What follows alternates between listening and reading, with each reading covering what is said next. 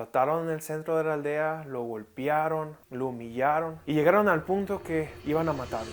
Esta es la historia de un joven africano que por su anhelo de conocer más de las escrituras fue a Norteamérica, pero en el proceso muchas vidas fueron transformadas. Su nombre era Kabu, el príncipe Kabu. A pesar de ser hijo de un líder, tuvo una infancia muy parecida a cualquier otro niño en su aldea. Se cree que nació en 1873, ya que su pueblo no tenía sistema de escritura, en una pequeña aldea en la costa de Liberia, África. A causa de las sequías y la escasez que había en esas regiones, había muchos conflictos con otras tribus. Lo que a veces hacían era capturaban a personas y pedían un rescate mensual de alimento. Y a los 16 años capturaron a Kabu. No había sido la primera vez, pero en esta ocasión fue más tardado ese tiempo. La familia de Kabu quiso dar en su lugar a la hermana de Kabu, pero Kabu no quiso, por lo tanto permaneció ahí. Lo ataron en el centro de la aldea, lo golpearon, lo humillaron y llegaron al punto que iban a matarlo. La tribu de Kabu era monoteísta, creían en un Dios único llamado el Anciano. Posiblemente clamó, no sabemos, pero algo sí sabemos. Cuenta que resplandeció una luz tan fuerte sobre él y algunas de las personas huyeron, otras gritaron, pero sus cuerdas se soltaron y escuchó una voz que decía: Kabu,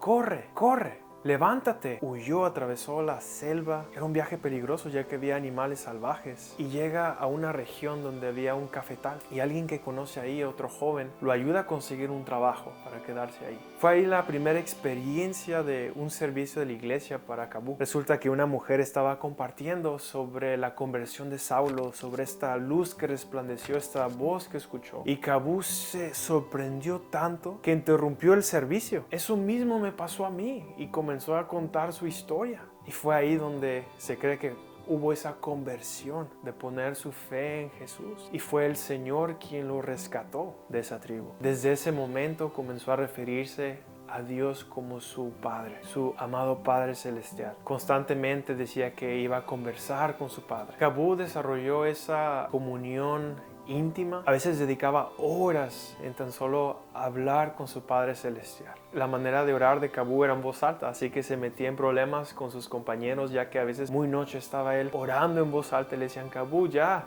Y hubo una misionera llamada Lizzie que invirtió mucho en Kabu. Samuel Morris fue una persona que apoyó a esta misionera, por lo tanto Kabu adoptó ese nombre como una manera de honrar a Lizzie. Llegó un punto que en forma de broma Lizzie le dijo: ya te he enseñado todo lo que sé. Alguien que sabe más que yo es Stephen Merritt. Él me enseñó todo. Preguntó: ¿y dónde está? Dijo ella: está en Nueva York. Y dijo él: iré a Nueva York. Pero no entendía la distancia de África a Nueva York. Decía ella: pero tienes que atravesar el mar. La respuesta de Samuel Morris fue: hablaré con mi Padre Celestial. El deseo de Samuel Morris era poder llevar el evangelio a su pueblo y quería conocer más de la palabra de Dios, quería conocer más del Espíritu Santo y quería ir a Nueva York para poder aprender más. Y después viene y se despide y le dijo: hablé con mi padre y me dijo que puedo ir. Samuel Morris fue al puerto y acampó y llegó un barco que transportaba bienes. Y le dijo al capitán cuando bajaba: mi padre dijo que me llevarías a Nueva York. Y el capitán pues lo ignora, pero ahí se queda esperando Samuel Morris y se pone a orar. Días después el capitán cambia de parecer, ya que varios tripulantes se habían ido y necesitaba más personas. Y como sabía de la tribu de Samuel Morris, pensó: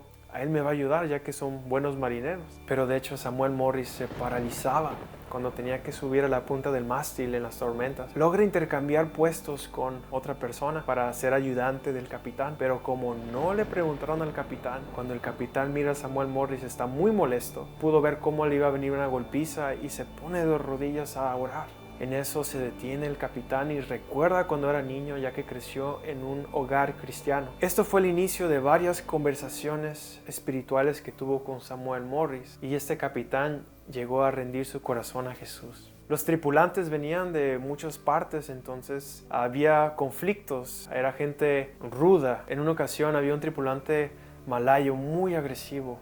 Saca su espada para atacar a alguien y Samuel Morris corre y se pone en medio y dice: no matar, con el poco inglés que tenía, y ese hombre se queda paralizado. Los tripulantes lo vieron como un milagro. Al llegar a Nueva York, la mitad de los tripulantes se habían convertido al Señor. Y de una ciudad de 2 millones de habitantes, con la primera persona que se encuentra, se cree que era un vagabundo, resulta que él conocía a Stephen Merritt. Le dice, yo te puedo llevar, pero te va a costar $1. Y Samuel Morris contesta, mi padre te lo pagará. Cuando llegan con Stephen Merritt, él iba de salida y dijo, después te atiendo. Y cuando fue, preguntó el hombre y mi $1, y sin pensar, Stephen Merritt lo dio. Resulta que se había olvidado completamente de este joven africano. Pero cuando Stephen Merritt regresa, ve que alrededor de Samuel Morris habían 17 personas conmovidas y habían entregado su corazón al Señor Jesús. Fue algo impresionante y lo llevó a una escuela dominical y él salió, y cuando regresó, muchos jóvenes estaban en el altar. El Espíritu Santo había inundado ese lugar.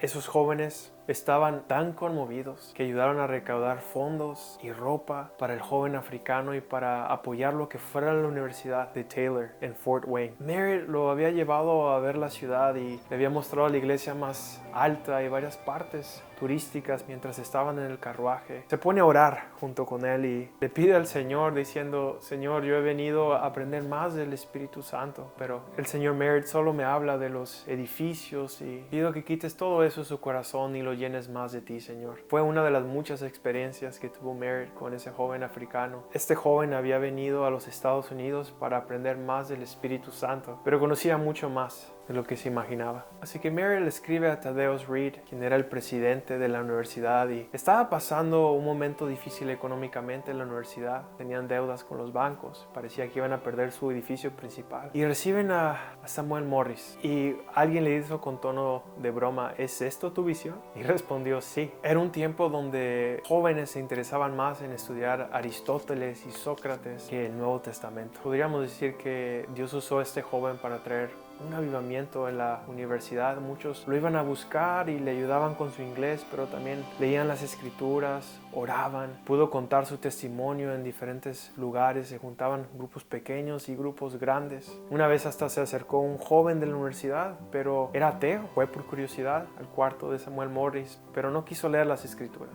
Y Morris le decía, tu padre te habla y no crees en él. El sol te ilumina y no crees en él. Y se propuso orar por ese joven todos los días. Fue en el segundo invierno de enero que sale a una reunión de oración y no iba tan bien abrigado. Pues de eso tuvo una enfermedad respiratoria. Mencionaba él que su padre le había hecho saber que no iba a mejorar. Fue a principios de mayo, primavera de 1893. Samuel Morris murió y a su funeral no solo fueron las personas de la universidad, pero grandes cantidades como no se habían visto en esa región. Había fila de carruajes por kilómetros. Un mes después, un día muy lluvioso, era un momento triste. Habían donado tierra a la universidad en Indiana y en la inauguración Samuel Morris iba a dirigir la oración ese día, pero había muerto un mes antes. Podríamos preguntarnos por qué Dios permitió esto, que un joven que tenía un anhelo de compartir el evangelio a su pueblo muriera tan joven, con tanto potencial, tanto que pudo haber hecho. A veces no entendemos los planes de Dios, pero Dios tenía otro plan para este joven. La historia de Samuel Morris se escribió, se vendieron muchos libros. Para 1920 ya se habían vendido más de 240,000 copias. Ayudó a sostener la universidad por 20 a 25 años. Muchos de sus compañeros se hicieron misioneros. Aún ese amigo ateo se convirtió. Se comenzó a ayudar también a personas con necesidad para que pudieran estudiar. Una vida tan corta, pero tan impactante. Igual yo y tú tenemos una vida corta, pero ¿qué impacto estamos haciendo? Es hora de reflexionar, examinar nuestro caminar con el Señor y acercarnos a nuestro amado Padre Celestial por los méritos de Jesús, no los nuestros, por la fe en aquel que murió y resucitó de los muertos y cargó nuestra culpa en aquella cruz.